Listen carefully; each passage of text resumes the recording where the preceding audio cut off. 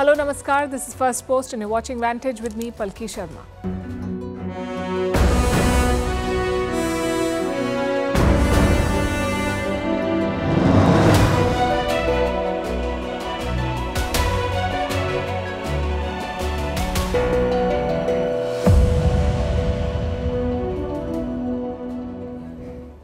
The big story tonight comes from Gaza. Israel claims to have killed Yahya Sinwar, the Hamas chief, the man behind last year's October 7th attack. Israel says he's been killed, but will this end their operation in Gaza? Highly unlikely. Meanwhile, the Americans have given a deadly warning to Iran by using their more sophisticated stealth bombers to target Tehran's proxy, the Houthi group of Yemen. Over in Canada, Justin Trudeau has exposed himself after all the hue and cry over concrete evidence. He says Canada gave no proof to India. His government is targeting the Indian media in the meantime. We'll bring you the details of their foreign ministry report. Also tell you how Canada designates terror groups, why Sikhs for Justice qualifies under their law to be called a terrorist group, but Trudeau's politics protects them. Will this diplomatic war hurt Canada's pension funds? We'll explain why we asked this. Did S. Jaishankar discuss India-Pakistan cricket ties at the SCO summit with his Pakistani counterpart? How the US election has turned into a battle of Fox interviews? Why tech giants are going nuclear? And what's the obsession with plasma as the ultra-rich try to reverse their rage? All this and more coming up. The headlines first. A German warship shoots down a drone off the Lebanese coast. The corvette was deployed as part of the United Nations peacekeeping operation. The drone was unmanned. None of the crew on the UNIFIL ship was hurt. In the last few days, UN soldiers have come under attack several times in Lebanon.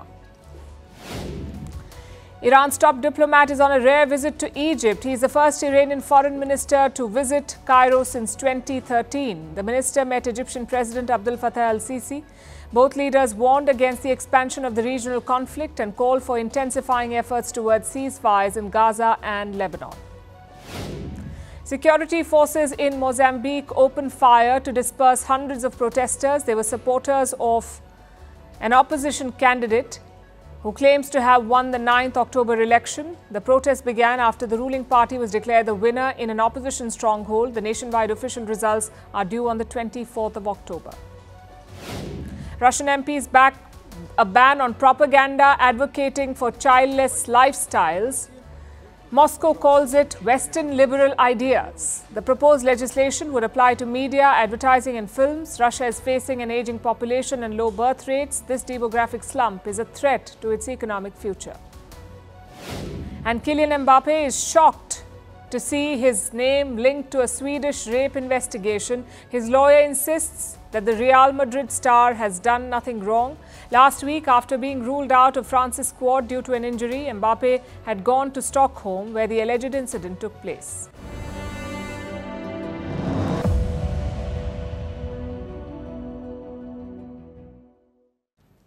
Our lead story tonight is from West Asia, where Israel has achieved a major victory. They have killed their top target, Hamas chief Yahya Sinwar. The Israeli Defense Forces posted this on social media a few hours ago. They said they had killed 3 terrorists during a ground operation in Gaza, in the southern city of Rafah. Israel said it was trying to identify the bodies. It seems the results are out now, and one of them was Yahya Sinwar, one of those 3 bodies. The news has reached Israel's cabinet. There was reportedly a DNA match. So it's all but certain that Yahya Sinwar is dead. The celebrations have begun. Even before the confirmation, Israel's defense minister put out this tweet. The image at the center is blacked out, but it's clearly a taunt. Israel is goading its enemies. If you consider everything that has happened, it's really no wonder that Yoav Gallant and the rest are celebrating. Yahya Sinwar was the architect of the October 7th attack. He planned last year's assault. So he was enemy number 1 for Israel. If they've really managed to kill him, we can expect more Israeli celebrations. As we wait for the confirmation from other sources, let's take a closer look at Israel's greatest foe. If the entire world won't move, take action and stop it, Israel. This will be the cause for the eruption of major religious war in the region and threatens a status of unrest and chaos in the Middle East and the entire world. Yahya Sinwar was born in 1962. He was born in a refugee camp in Khan Yunis in central Gaza. Back then, Gaza was controlled by Egypt. This was in the aftermath of the first Arab-Israeli war. The Israelis won that war and established their country, and Egypt occupied Gaza. Sinwar grew up in that environment. His family was originally from near Ashkelon, in what is now Israel, but they were expelled before he was born. Sinwar grew up in Gaza. He joined the Muslim Brotherhood in his youth, then attended the Islamic University of Gaza and eventually led the Muslim Brotherhood student wing at this university.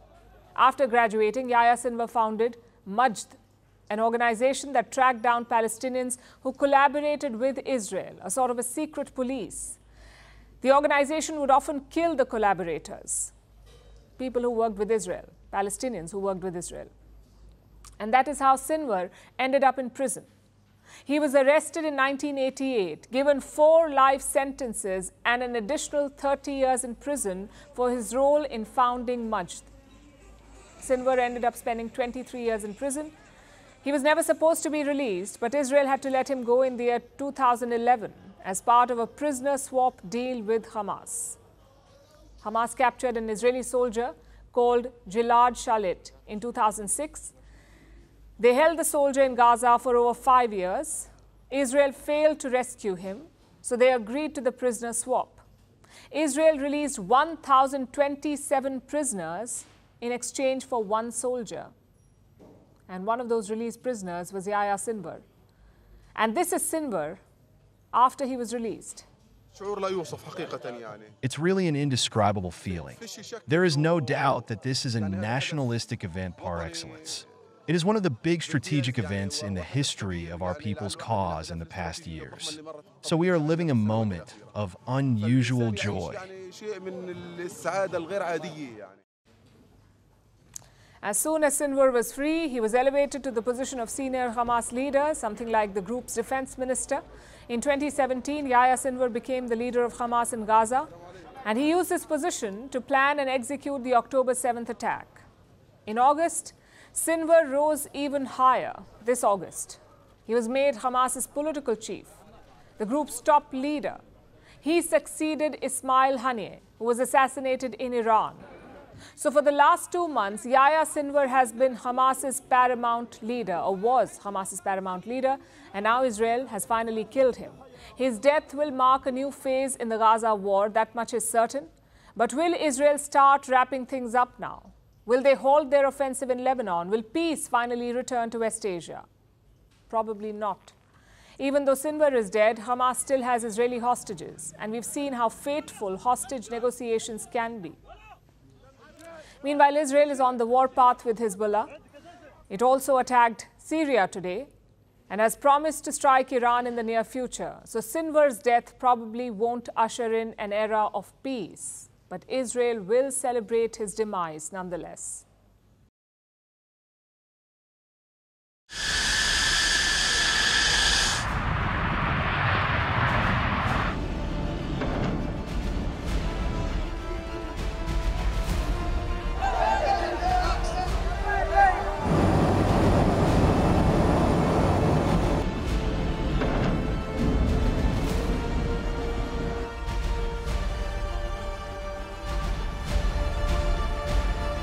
الموت لأمريكا، الموت لإسرائيل، اللعنة على اليهود.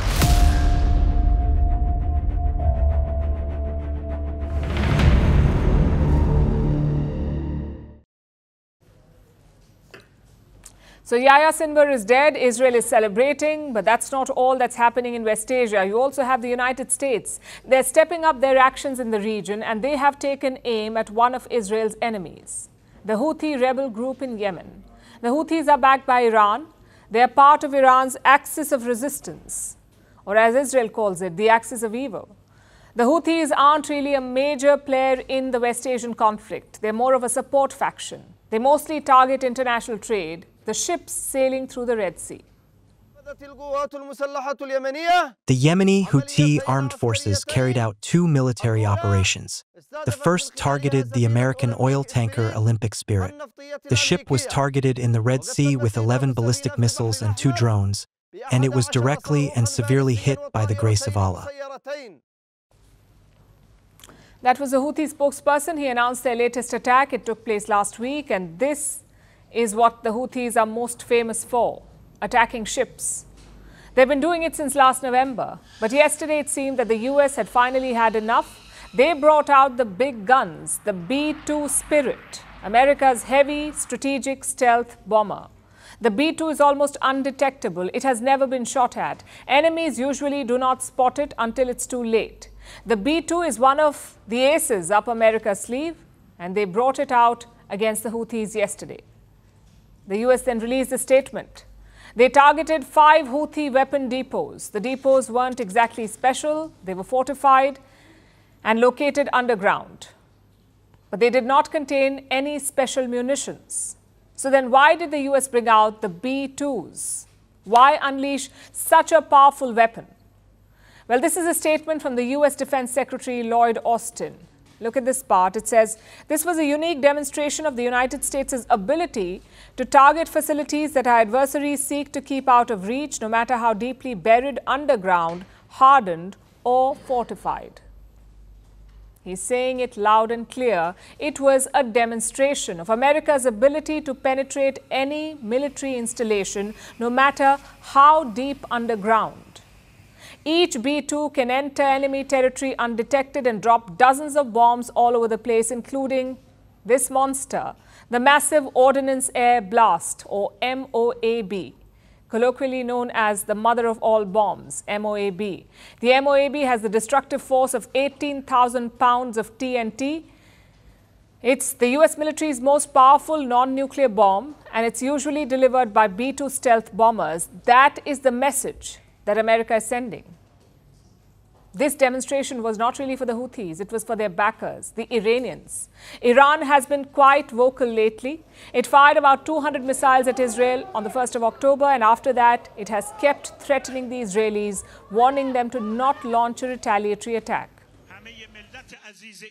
I am warning Israel and Israeli officials that the true promise, too, was only a warning. It was the smallest scale of action that we could carry out with the smallest portion of our power. Learn your lesson.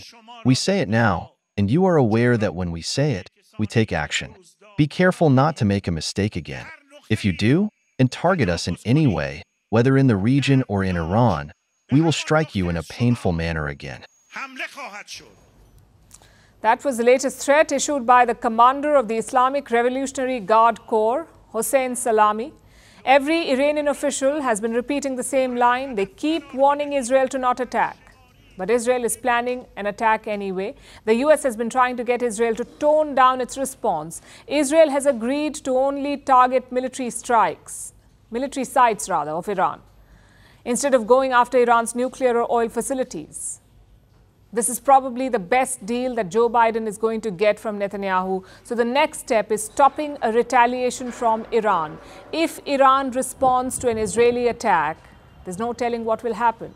So the US will want Iran to stay down. That is probably why they unleashed the B-2s. It is the ultimate intimidation tactic.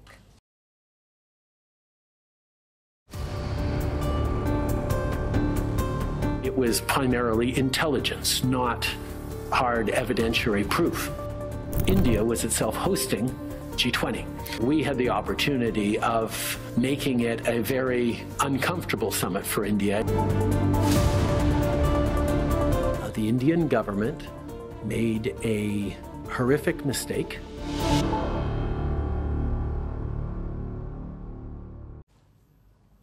It was intelligence, not evidence.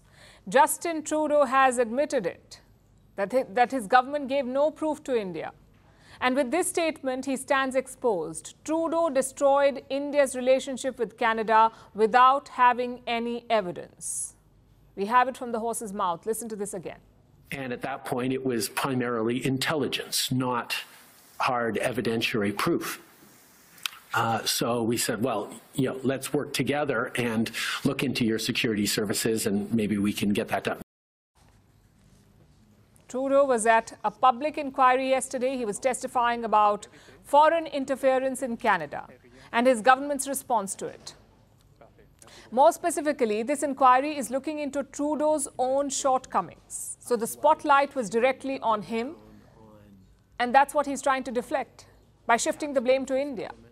But he's only made the situation worse for himself. In his testimony, Justin Trudeau referred to an incident from last year. It happened at the G20 summit. Remember, India had played host to that summit last year. Trudeau had flown to New Delhi to attend the summit. He claims to have confronted India on that visit. We knew that they were involved and expressed a real concern around it. He responded with the usual response from him, which is that we have people who are outspoken against the Indian government living in Canada that he would like to see arrested. Trudeau is referring to the Indian Prime Minister Narendra Modi. Both leaders had a meeting on the sidelines of the G20 summit, and Trudeau claims that he discussed the Nijjar case with Prime Minister Modi, the case that triggered this current standoff. Canada is blaming India for the death of a man called Hardeep Singh Nijjar. He was shot dead in Canada last year. Nijjar was a Khalistani campaigning to break up the state of Punjab from India. He had been designated as a terrorist by the government of India. India wanted him arrested. Trudeau conveniently skips that fact in his statements, but he only ended up embarrassing himself. Listen to this now. India to cooperate with us.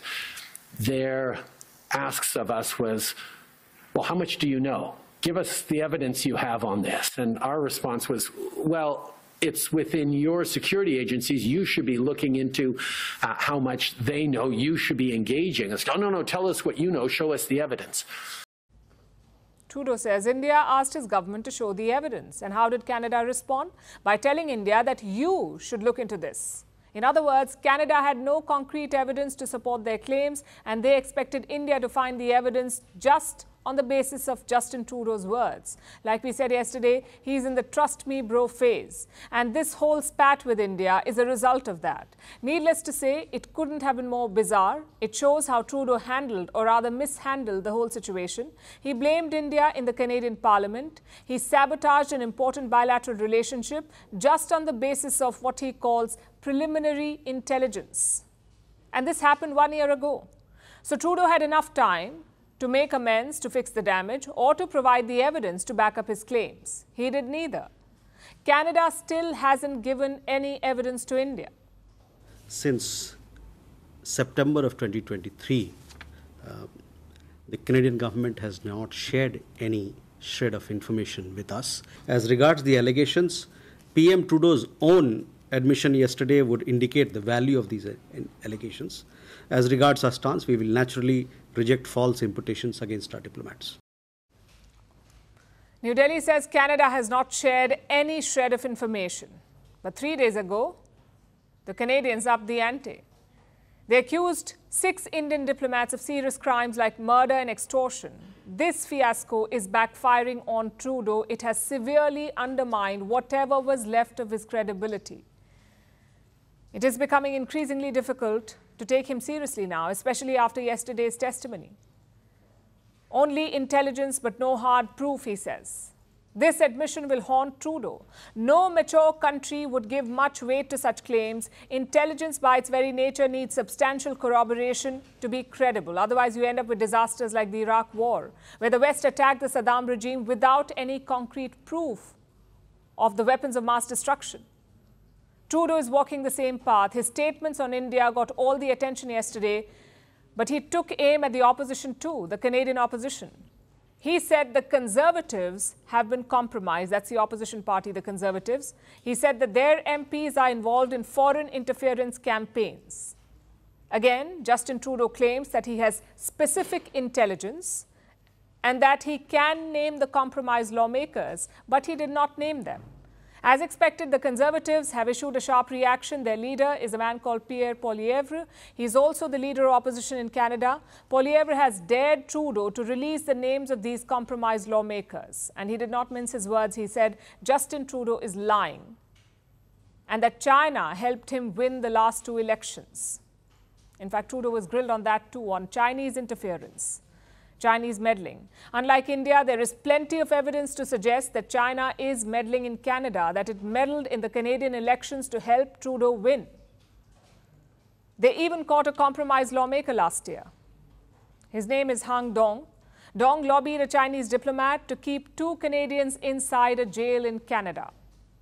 So it is quite a serious affair with hard proof. But what did Trudeau have to say about Chinese meddling? Precious little. He was asked specifically about the activities of Chinese diplomats in Canada, and he tried to downplay the concerns. He said, and I'm quoting, "It is fairly obvious and a part of what diplomats do in all countries in all parts of the world."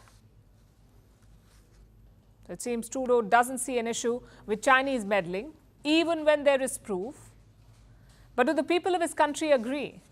Last year, a poll was conducted. It revealed that the majority of Canadians viewed China as a threat, but they held a favourable opinion of India. Justin Trudeau is bent on ruining that. He blames India and offers no proof. He blames the opposition and offers no proof. But he shields China where there is ample proof. The people of Canada should ask why.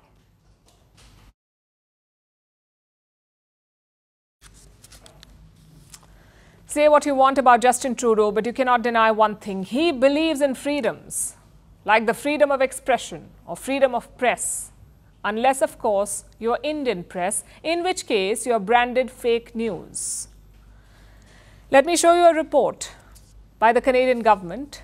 It was published last month. It accuses Indian media of meddling in Canadian politics. Now, the data appears to be from last year, from 2023. That's after Trudeau accused India of killing Nijjar. It lists out a number of instances and quotes, all of them involving Indian media channels and commentators. And Firstpost has also been named in this report by the Canadian government. We've been accused of peddling fake narratives, of spreading disinformation about Canada. We'll get to the details in a bit. But first, listen to this part of the report. This is what it says. Some Indian outlets have more than 10 million YouTube subscribers. Canada's low subscriber numbers in comparison suggest a distinct advantage for Indian media. Is that a compliment or a complaint? Canada says Indian media outlets have more followers. As a result, we have an advantage. Well, congratulations, I guess. You have figured out maths and technology. But let's take a closer look at these so-called narratives. Apparently, Indian coverage portrayed Canadian diplomats in an unsavory light. Well, how unfortunate for them. God forbid someone threatens diplomats or shoots bullets at their posters or calls them terrorists. Does any of this sound familiar to you? This is exactly what happened to Indian diplomats in Canada. Trudeau did not seem to mind that, but he opposes unsavory depictions of his own diplomats. Let's move to complaint number 2. Indian media showed Nijjar as an unsavory individual. Well, first of all, someone get these guys a thesaurus. And secondly, unsavory is charitable. We have called him a terrorist and a separatist. So get your facts right. In fact, let me quote further from that report. These narratives seek to portray Nijjar as an individual who led a double life and discredit his role as a community leader in Surrey. A double life. Now, why would someone get that idea? Is it because Nijjar went to Canada on a fake passport? Or because his asylum bid was rejected? Or because Interpol issued a notice against him? Or because of the dozens of cases here in India against him? Maybe all of them. Which community leader has such a rap sheet? I'm hoping no one. Which brings us to the third complaint. Targeting of New Democrat leader Jagmeet Singh. Let me quote again. Many Indian media posts claim Jagmeet Singh is pro-Khalistani and is culpable of terrorism himself. These narratives present Singh as the reason for Prime Minister Trudeau's ruination. Again, just to be clear, we are not claiming Jagmeet Singh is a Khalistani. He is a Khalistani. I know Trudeau doesn't trust Indian media, so here's a Canadian report from 2018. It says Jagmeet Singh attended Khalistani rallies where violence against India was celebrated. That same year, he gave an interview. Jagmeet Singh was asked whether he supported Khalistan referendums. Listen to his answer. As a leader of a federal party in Canada, it's not up to me, nor should I provide any input on whether people advocate for it or not. That is a decision by the people who are impacted. Canada does not recognize these votes, nor does the government of India, but Jagmeet Singh refuses to take that position. He says it's not up to him. In another interview, he was asked about the Kanishk bombing of 1985, specifically about the mastermind, Talvinder Singh Parmar, but Jagmeet Singh refused to condemn him. He did make a U-turn many years later, but it tells you what he stood for. And now to the fourth complaint. Indian media says Trudeau invented this incident to score political points, basically vote bank politics. Fine, you don't listen to us. Listen to a former advisor of Justin Trudeau. By taking goodwill measures, it would have at least been possible to keep talking and find workable policy solutions. The only problem was, Mr. Trudeau did not want to lose the Sikh vote to Jagmeet Singh, so he dug in our heels. This was published in the Globe and Mail. Last we checked, it's a Canadian newspaper. Are they also spreading fake narratives? If so, why aren't they on this list? The fact is, Justin Trudeau is shooting the messenger. Maybe some random influencers are pushing fake narratives, but the overwhelming perception is not wrong. Trudeau and his government allowed Khalistani radicals to flourish, and Hardeep Singh Nijjar was one of them. You can name-call the Indian media all you want to, but it does not change the facts. Also, just some advice for your staff. Maybe stop counting our views and subscribers on YouTube. Instead, try finding that promised evidence. That is, of course, if it even exists.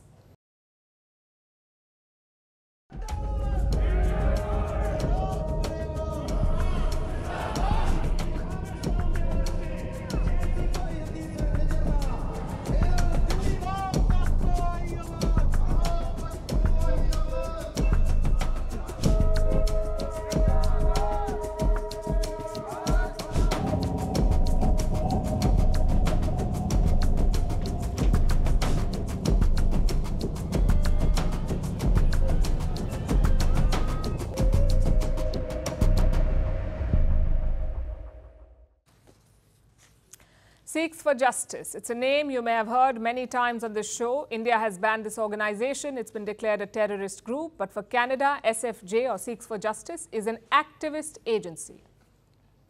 One that has ties to the Prime Minister's office. And we are not the ones saying it. Their leader, Gurpatwant Singh Pannu, admitted it. Sikhs for Justice have been communicating with the Prime Minister office for the last 2 to 3 years, detailing all the spy network. So Pannu and Trudeau have been in talks, that too for nearly 3 years. But what is the true face of this so-called advocacy group? Why doesn't Canada ban it? First, let's take a closer look at their laws. How does Canada list terrorist groups? Based on 2 criteria. 1, carrying out, attempting to carry out, or facilitating terrorist activity. And 2, knowingly acting on behalf of or helping a terrorist group. It's pretty broad criteria. Canada has used it to ban 78 groups so far. But the question is, does Sikhs for Justice fit the bill? In India, it certainly did. Just look at some of their cases. In 2018, 2 radicals put liquor shops on fire in Punjab. They turned out to be SFJ operatives, radicalized and trained by the likes of Pannu. The same year, 2 more operatives were arrested. They had pasted Khalistan referendum posters in Amritsar. What's more, they had procured weapons. In 2019, 3 more SFJ henchmen were arrested. 2 guns were recovered from them. Their aim was to kill political leaders. Now, these are the cases in India. The government has also compiled instances abroad. In 2018, a Sikh leader from Delhi visited the US. There, he was attacked by SFJ operatives. 2 of them were later detained by American agencies. Now, these are examples of direct violence. We also have glorification. Take a look at this SFJ poster from 2019. It promoted the so-called Khalistan referendum. And who do you see in that picture? Talvinder Singh Parmar, the mastermind of the 1985 Air India bombing, the worst terror attack on Canadian soil, the worst in Canadian history. Look at how SFJ describes the man who plotted it as Shaheed or martyr. Even the SFJ campaign headquarters was named after Parmar. Does this sound like an advocacy group to you? Or does it sound like a terrorist group? The fact is, violence is a big part of SFJ's campaigns. They have openly threatened Canadian lawmakers, that too of Trudeau's own party. One of them is Chandra Arya. He had condemned the vandalism at Canadian Hindu temples. Look at how Pannu reacted to him. The likes of Arya and his supporters, you have no place in Canada because you are working against the Canadian values, you are working against the Charter of Rights, and you are promoting the interest of your masters, India. You all must abandon your citizenship and move back to your motherland, India. Imagine the audacity. He's asking an elected Canadian lawmaker to leave the country to go back to India, yet Justin Trudeau does nothing. Instead of cracking down, he stays in contact with Pannu. This is the same Trudeau who talks about protecting ordinary citizens of Canada. But he can't defend his MP. Now we get the logistical issue here. Pannu is based in the United States, so is most of the SFJ leadership and volunteers. So why should Canada ban it? To answer that, we must look at the other groups that Canada has listed as terror groups, like the Russian Imperial Movement. It's a neo-Nazi group based in Russia. There is no history of them attacking Canada, but it has been listed as a terror group by the Canadian government. Another example is Sami Duon. It's a Palestinian group. Their main goal is to release jailed Palestinians from Israel, but Canada says these prisoners are linked to terrorists. That's the official reason, but the ban came a week after this group organized Gaza protests in Canada. Their supporters burned the Canadian flag, so Trudeau decided to ban them. A third example is the Proud Boys, a neo-Nazi group based in the US. Canada banned them in 2021 after the US Capitol riots. Now, don't get us wrong, all these groups deserve to be banned, but Canada's reasons were quite flimsy. So if these groups can be banned, why not Sikhs for Justice? In fact, they had plenty of premise to do so. In 2018, Canada's government released a threat report. For the first time, they mentioned Sikh extremism. Guess who stepped in? Gurpatwant Singh Pannu. He accused Justin Trudeau of labeling Sikhs as terrorists, of using them as vote banks. And what did Prime Minister Trudeau do? He published an updated report in 2019, and this one, of course, did not mention Sikh extremism or Khalistani at all. So my point is quite simple. Canadian laws do allow for Trudeau to ban SFJ. According to the laws, the group does qualify as a terrorist group, but what comes in the way is Trudeau's politics. Now we have confirmation that Pannu was in contact with Trudeau. Who knows, maybe this is just the tip of the iceberg. Maybe the links run a lot deeper.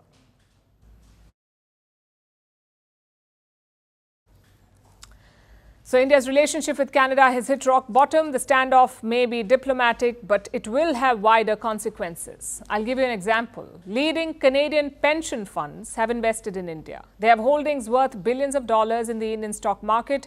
Will these funds have to pull out their money?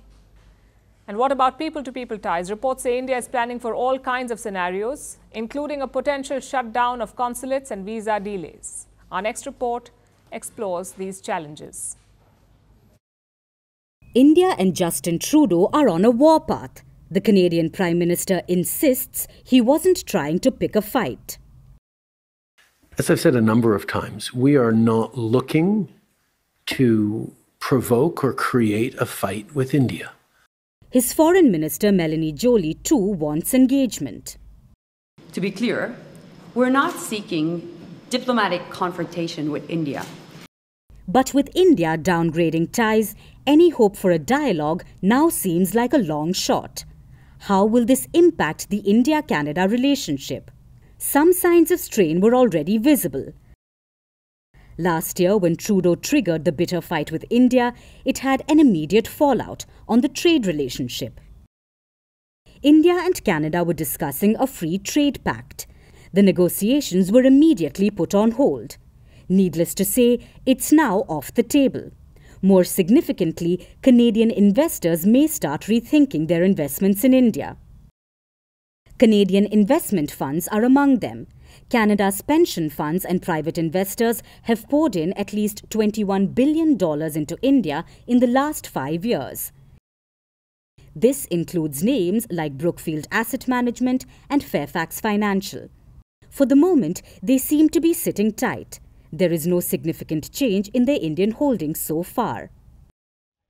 But with Canadian politicians suggesting economic sanctions on India, these investors wouldn't rest easy.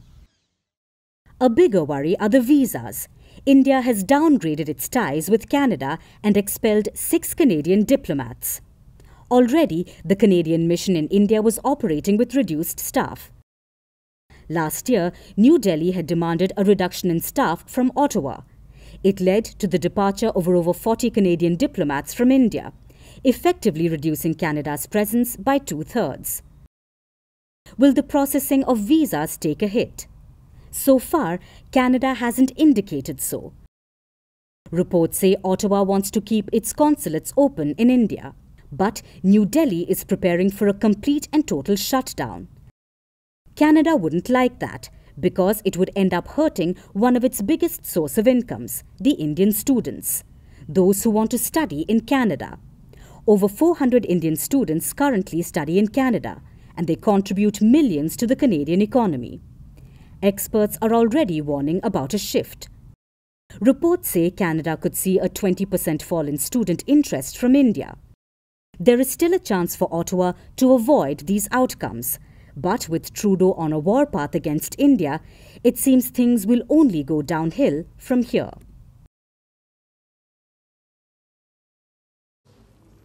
We told you about the SCO summit yesterday. The meetings are done and dusted. The leaders are back home. But one picture from the summit is now going viral. Let me pull it up for you. It's a picture of India's External Affairs Minister S. Jaishankar. Sitting beside him is Ishaq Dar, Pakistan's foreign minister. Both leaders were together during lunch. They seem to enjoy each other's company as well. So naturally, questions are being asked. Some Indian media reports fueled the speculation. They claimed that there was a brief interaction around 5 or 7 minutes long. They also said that Pakistan's cricket chief joined Jaishankar and Dar, apparently with a suggestion to use cricket to break the ice between India and Pakistan. Now, the timing is perfect. Pakistan is hosting the Champions Trophy next year, but India has not committed to going. So, Islamabad would love for cricketing ties to resume. Just one problem, though. India says none of this happened. Only pleasantries were exchanged. You would have seen the only bilateral meeting that our External Affairs Minister had was with Mongolia. Other than that, there were some pleasantries which were exchanged on the sidelines of the meeting, especially during lunch and dinner. Whether any conversation regarding cricket happened or not, I would say nothing of that sort happened. Pakistani media tells a different story. They say the whole thing was choreographed. Why? So that Jaishankar and Ishaq Dar could be seated together at lunch, so they could talk informally. But frankly, it's not a question of logistics. It's a question of political will. Do India and Pakistan want a reset? Well, Islamabad certainly does. Former Prime Minister Nawaz Sharif has been quite vocal about it. He says India and Pakistan have wasted 75 years fighting. Another 75 years should not be wasted. So Pakistan, he says, is game, which is why they did not raise their favorite issue, that of Kashmir. Just think back to 2023. India was hosting the SCO Foreign Ministers meet in 2023. Bilawal Bhutto Zardari was the Pakistani Foreign Minister then, and he had come to India. And while here, he talked about Kashmir. He blamed India for removing Article 370, the law that gave Kashmir special status. Of course, New Delhi hit back. Jaishankar called Bhutto the spokesperson of terrorism. So the 2023 meeting was a heated one. Compared to that, this one went well. No heated exchanges, no blame games, not that we know of. In fact, Jaishankar thanked Prime Minister Shehbaz Sharif before heading back. Even at the SCO, he did not take names, only a veiled dig at Pakistan. So the temperature was clearly lower this time. But will that translate to gains? Well, that depends on India. You see, New Delhi is well placed right now, both financially and politically. Gone are the days when Pakistan would dominate India's policy. Today, the focus is elsewhere, on China, on Europe, and recently Canada. So we gain nothing by investing in a reset. But Pakistan's case is different. Their economy is stalled, Chinese investments are slowing down, and they're running out of foreign exchange. So Islamabad would like a reset, which puts the focus on India's Pakistan policy. Will India play ball? The official policy is that terror and talks cannot go hand in hand, meaning Pakistan must stop backing terrorism first, only then will ties improve. That is India's stated position. Minister Jaishankar was asked about this in August. He said India's policy is not passive, that India will react to positive developments. The issue today is what kind of relationship can we possibly contemplate with Pakistan. What I do want to say is we are not passive, and whether events take a positive or a negative direction, either way we will react to it. That's the key here, positive developments. Pakistan must show that it has changed its ways. There must be tangible evidence for that. If not, history may repeat itself. Think back to all the resets that we've had with the Pakistanis. The latest one was last decade. Prime Minister Modi invited Nawaz Sharif to his swearing-in ceremony. He flew to Lahore and surprised him on his birthday. And what did India get in return? More terrorist attacks, more betrayals. So India's policy must be unwavering. It's easy for Nawaz Sharif to demand a reset, to ask India to forget the past, but the past has never stopped India from moving on. It is the future that worries India. A future where Pakistan keeps supporting terrorism. Unless that changes, the ties will not improve.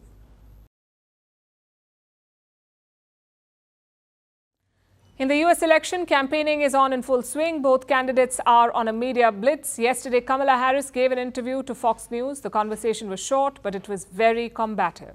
Harris talked about everything from immigration to gender affirmation surgery. What stood out, however, was how she distanced herself from Joe Biden's legacy. On the other side, Donald Trump was also on Fox News, this time for a town hall. He was trying to woo women voters. He bagged his support for IVF, in vitro fertilization. But he did it in a Trumpian fashion by calling himself the father of IVF. Our next report brings you all the details. Two presidential candidates, two conversations, and one TV network at the center of it all. Looks like Fox News is the favorite this election season. There's less than 3 weeks to go for the polls, and both Kamala Harris and Donald Trump are on Fox, making their final pitches to the voters. Yesterday, Kamala Harris sat down with Fox News anchor Bret Baier. The conversation wasn't very long, just around 25 minutes. It was her first interview with the network since she became the Democratic presidential nominee, and it was combative. The first bill, practically within hours of taking the oath, was a bill to fix our immigration system. Yes, ma'am. It was called the U.S. Citizenship Act of 2021. Exactly. It was essentially a pathway to citizenship for the... Yes, ma'am. May I finish responding, please? But you have to let me finish, You please. had the White House and the House and the Senate, and they didn't bring up that bill. I'm in the middle of responding to the point you're raising, and I'd like to finish. Yes, ma'am. So there was a lot of back and forth, but the interview had three main takeaways. The first is immigration. It's a key issue in this presidential election.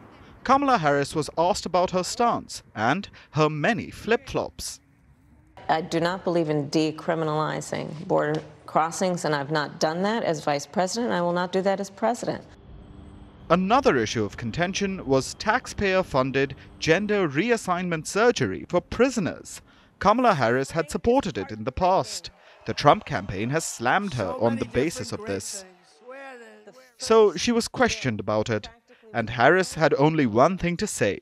She said she would follow the law, but stressed that it was the same law that even Trump followed. In fact, the federal law has been in effect since February 2018.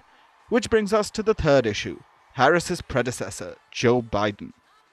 Biden dropped out of the race in July. He endorsed Harris. I've served with her. I know her. I trust her. She got the nomination and his funds. Until now, she's embraced his policies. But recently, the vice president seems to have done a U-turn. She's keen to distance herself from the Biden administration. the same administration that she was a part of. My presidency will not be a continuation of Joe Biden's presidency.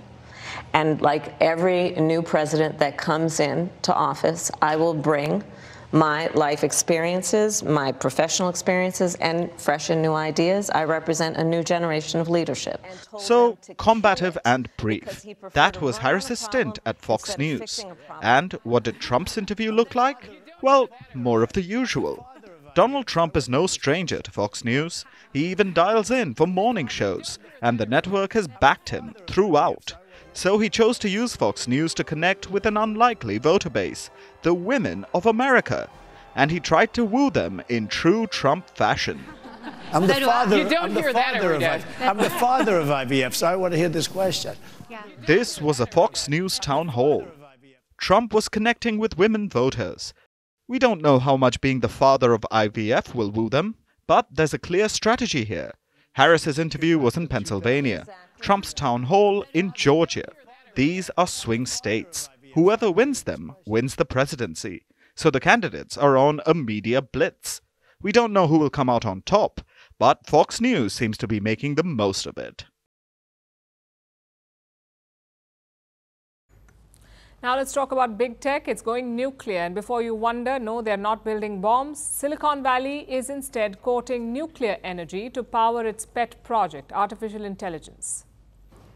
You see, AI generation requires a lot of energy. Even one prompt consumes a lot of power. And that is proving to be unsustainable for these companies. They're already abandoning their climate commitments. So they have turned to the next best solution, and that is nuclear energy.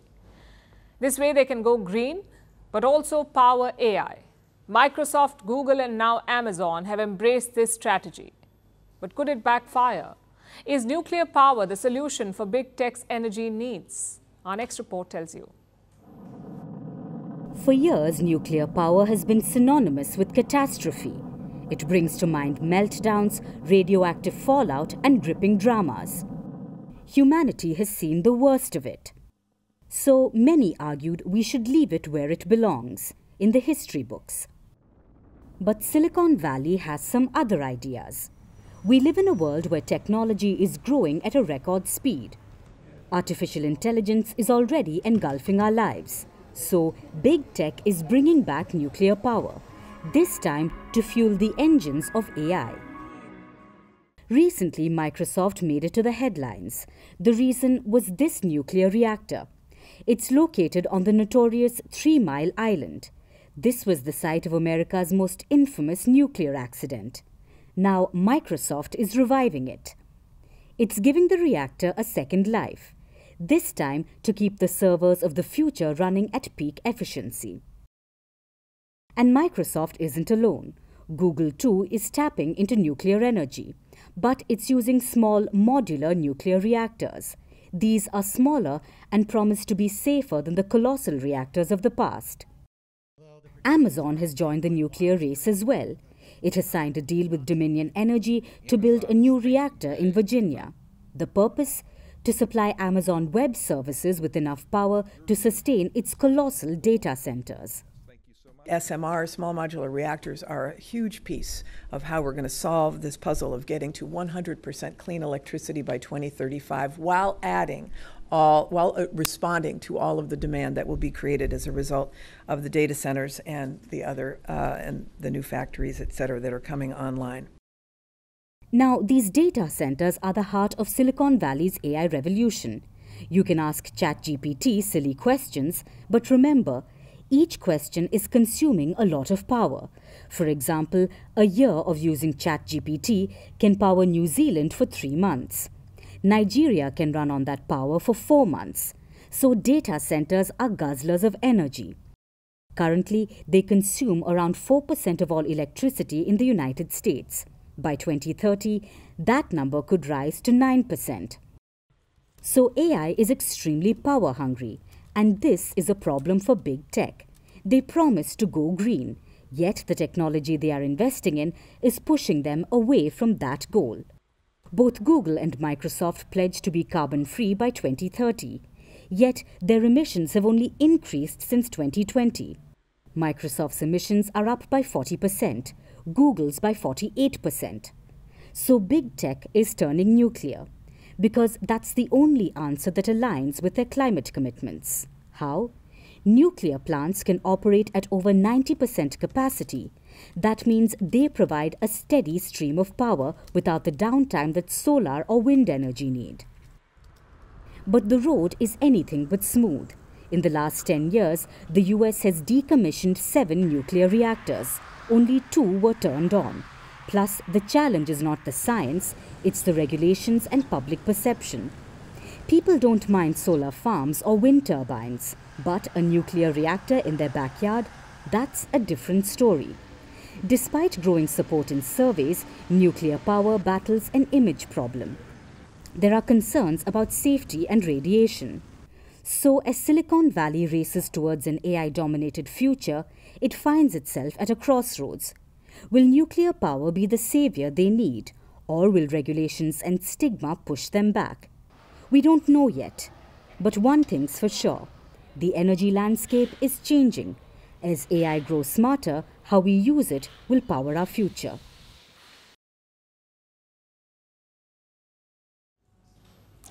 Immortality. It has long been seen as science fiction until recently, until the tech millionaires got involved with their brilliant minds and their large wallets. They have embarked on the quest for eternal life. And their flag bearer is this man, Brian Johnson. You may not have heard of him, but you have most likely seen him online, sometimes holding vials of blood, sometimes with bags of golden liquids, but always wrinkle-free. Johnson is the viral king of supposed age reversal. He's a tech mogul. Some years ago, he made a massive fortune after selling his company to eBay, the e-commerce company. He made $800 million from the deal. Now, if you were in his place with $800 million from a deal, what would you have done with that money? Traveled the world? Bought a private island? Well, Johnson went another way. He started chasing immortality, and he claims to have made some progress. The millionaire is 47 years old. That's his real chronological age, 47 years. But his biological age, meaning how old his body seems, is 31. How did he manage to do this? Johnson takes more than 100 supplements a day, 100 supplements a day. He doesn't eat after 11 a.m. And when he does eat, it's exclusively pureed vegetables, or what mere mortals call baby food. He submits himself to constant medical checks. He goes to bed at 8:30 p.m. and he undergoes a bizarre array of treatments, from shockwave therapy to blood plasma exchange. Plasma is a yellowish component of blood. It contains protein. Last year, Johnson swapped blood with his teenage son, whom he fondly calls Blood Boy. Later, Johnson removed 1 liter of his plasma and transferred it to his father, who is 71 years old. Now, Johnson claims that this has reduced his father's age by 25 years, this plasma transfusion, 25 years. So the big question is this: is the Johnson family tree actually benefiting from one man's anti-aging fanatics?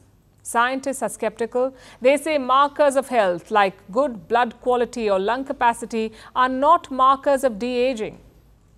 So people can get healthier, but their age cannot be reversed. Yet, the tech mogul remains undeterred. Now he has removed all of his plasma and replaced it with albumin, which is another type of protein. And he claims that this will reduce his age. It reduces it further. But as absurd and expensive as his agenda is, Johnson is hardly alone.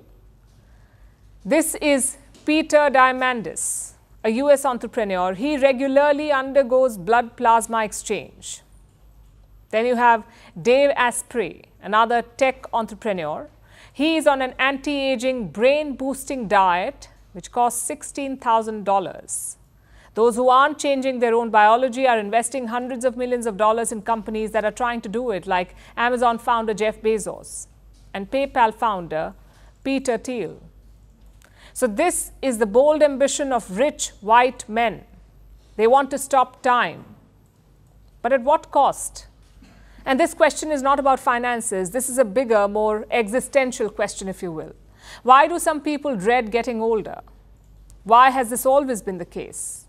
Because age reversal may sound like a futuristic concept, but historically humans have always sought cures for aging. In 1642, Louis VIII was ruling France. He exchanged his blood with a lamb's blood. Of course, he died. Before him, in 1492, the then Pope did something similar, but worse.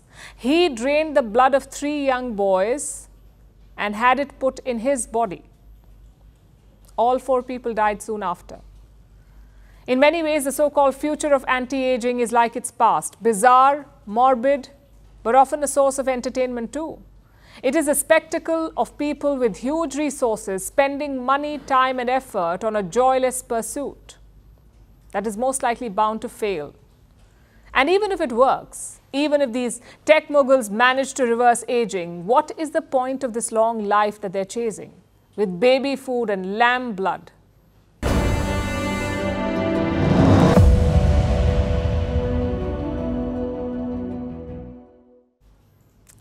You know those flag quiz games on the internet?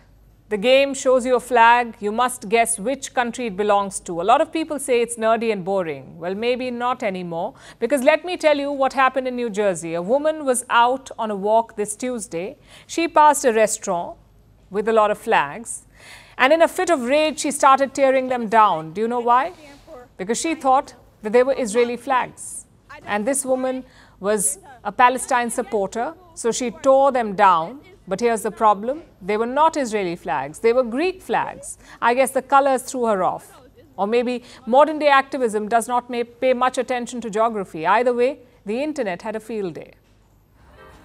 Look at that shit. And I'm about to come back and put Free Palestine, too. The Free Palestine, bitch. Look, what you looking at? You know damn well there's a genocide. You know there's a genocide. Now stop it. I'm taking this shit down. I believe this one. Take this one down right here. What are they gonna do? They can't do nothing. I don't stand for it. I don't stand for it. I don't stand for this. There's genocide, and I don't stand for Zionism. And Montclair, I don't support it. There's a genocide. You know that, right? They're killing children. What's the purpose? Be proud of your heritage. Y'all understand there's a genocide, right?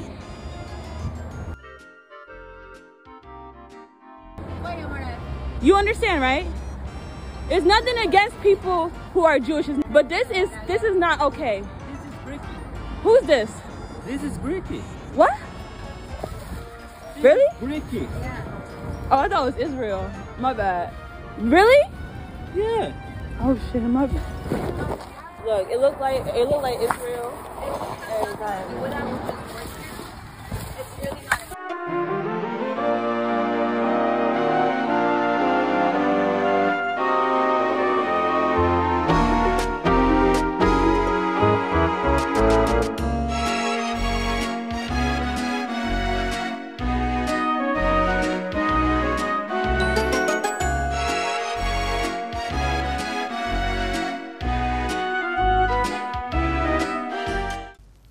Now it's time for Vantage Shots, images that tell the story. Fans hold overnight vigils and sing songs outside the hotel where One Direction star Liam Payne died.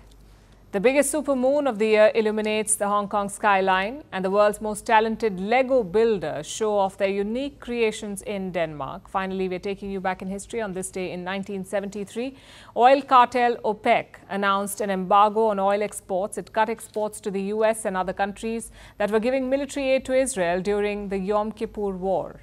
This led to oil prices soaring to unprecedented levels. We're leaving you on that note. Thank you for watching. We will see you tomorrow.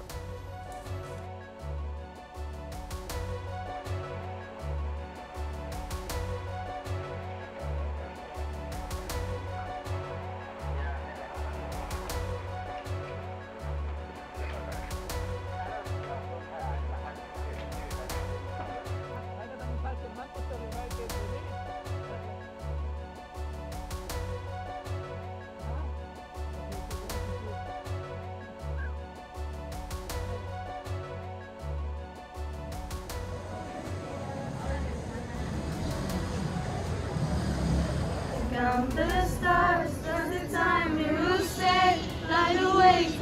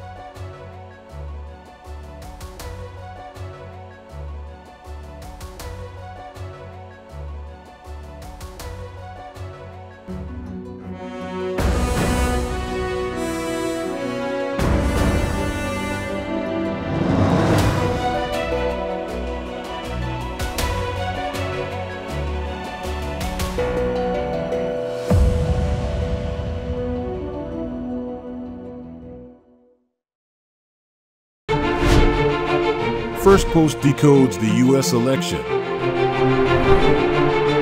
explains how America chooses its president, your primer on the race to the White House, everything you need to know about how America votes, and its global implications.